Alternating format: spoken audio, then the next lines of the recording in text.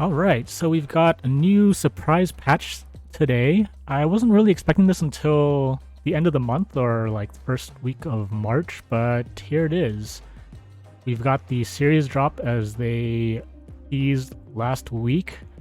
New Series 3 cards, Agent Coulson, Maria Hill, Helicarrier. So I'm going to be opening up some boxes until I get Maria Hill and Helicarrier. I already have Agent Coulson. Obviously, any new Series 4 or 5 cards would be a welcome surprise. But I want to, before we get to the pack openings, I wanted to talk about the card updates real quick. They've listed a bunch of changes in this patch, but I think most people are going to be most interested in these card changes. Darkhawk goes from a 4-1 to a 4-0. They said Darkhawk is an especially powerful card as we prepared this balance change before the Silver Surfer and Zabu nerfs went live. We didn't want to hit him too hard, however we definitely felt that knocking off at least one power from him is warranted, and we will continue to monitor his performance. I think this was completely unnecessary given the change to Zabu. I don't think Darkhawk was ever the problem, and they've kind of like preemptively allowed themselves an excuse here saying that they prepared this balance change before the Silver Surfer and Zabu nerfs. But if you look at today's meta, Darkhawk is still a good card, still pretty strong, like a 4 out of 5 in terms of like power level, but I don't think it was nerf was warranted here. On another side note, a 4-0 doesn't make it better in a Mr. Negative deck if you ever do decide to play Darkhawk in a Mr. Negative deck, which honestly may not be that bad, considering when Devil Dinosaur was a 5-0, or when it was a 3-0, it was very playable in Mr. Negative. So perhaps Darkhawk makes a comeback not with Zabu. Well, actually Zabu is played in the Mr. Negative deck these days too, so you see Zabu, Darkhawk, and Mr. Negative possibly. Thanos goes from a 6-8 to a 6-11. The dev comments here says, we think Thanos is one of the coolest cards and we're a bit sad that he himself isn't played. Often, most Thanos decks focus primarily on making good use of the stones, but we want to make sure that Mad Titan himself has enough power to play. Now, I get the reasoning, I understand why they did this, but I don't agree that it was good for the game. I think Thanos is already, probably one of the stronger decks, stronger archetypes out there, and I don't think he needed any buffs at all. If they wanted to do this, I think they maybe needed to adjust some of the stones a little bit. But given no change to the stones, just giving a strict buff to Thanos, I think may be a bad thing in terms of how the metagame is going to shake out over the next few weeks here. Sandman goes from a 4-1 to a 5-5. The comment is, many of the strongest decks right now have strategies centered around playing multiple cards on turn 6. Sandman should be a good answer to these decks, but he didn't quite have the sand to stand up with them with his previous stat line.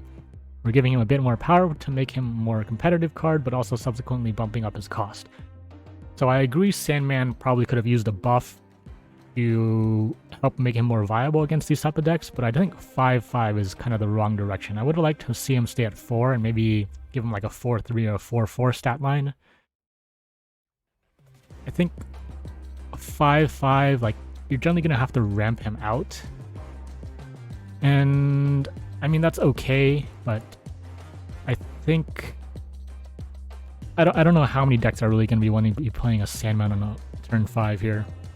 I think making him like a weak 4 would have made him a more relevant card, but I can understand why they may be hesitant to do so, because getting Sandman out in like turn 3, for instance, with a Zabu or a Psylocke may be a little bit oppressive if his stat line was actually better, like a 4-3 or 4-4. I'm just hoping that they did some testing with this and that 5-5 was the best solution for them. I'll try this out myself a little bit, as last season I played a lot of Sandman. I got basically to Infinite. I didn't hit Infinite exactly with the Sandman deck, but I got like 99% of the way there with my Sandman deck, and then used some other stuff to kind of finish it off. But I think Sandman was viable. I think it still is okay, but we'll see if this push to 5-5 makes Sandman more prominent in the meta. And here they did also some minor tweaks to 3 cards. They said the cards below are rather weak, so we're giving them a small buff to help them perform a bit better. Spider Woman, Namor, Dagger all get 1 power. I like these that they're doing these changes. I would like to see them doing more. There are obviously more cards than just these 3 that are not really seeing any play. You still have Crystal out there, you still have Baron Mordo out there, Black Bolt, but obviously Stature maybe might make Black Bolt a little bit more playable. We'll see.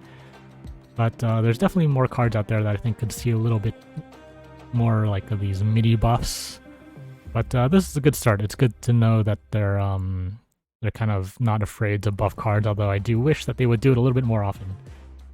And then the rest are mostly like minor text updates, consistency things. I'll put a link in the description below to the full patch notes so you can review these changes if you would like. But yeah, so let's get to the pack openings. I have 2 cards that I need to get. The Maria Hill and Helicarrier. I have 23 boxes and then further 5,500 credits to go. I don't know if I'm going to use all of these. We'll see. I'll maybe probably open at least like the 20 boxes here, and then we'll see where it goes from there. Maybe I'll save the rest until the next series drop. Now, without further ado, let's open these boxes and see if we can get a little bit lucky here. All right. First 100 tokens. Squirrel Girl Pixel variant. Okay. I mean, I already have a Squirrel Girl variant. I don't know how I feel about that pixel. Okay, 200 gold. Another 100 tokens. 400 credits. A Polaris Avatar. Okay. Never going to use that, but... Okay, there's the first one, the Helicarrier. And there's the Maria Hill. Wow, back to back. Okay, so we're now Series 3 complete after only opening, like, what was that, 5, 6 caches? So, oh, 7 caches. Okay, so, no, it was 8 caches. Okay, so I'll open up a few more. I'll maybe finish off the ones that I have here in the track, and then we'll, save the rest for another time. Oh, a Daredevil variant. Yeah. I still don't know if I'm ever going to play this card. I've kind of been, like, boycotting it since it was released. But better than a pixel variant. 100 tokens, okay. Another 100 tokens, wow. I'm supposed to be getting, I should be getting, okay, there we go, 600 tokens. 300 credits. A new title, horrible but not in that way. Okay. 200 gold. Another 100 tokens. From the Top Rope. Is that an M'Baku title? 400 tokens, alright. Another 100. 200. Can we maybe get a Series 4 card? No. Crystal Avatar. Wow, okay, what a way to finish that one off. Alright. Let's see what's in my shop.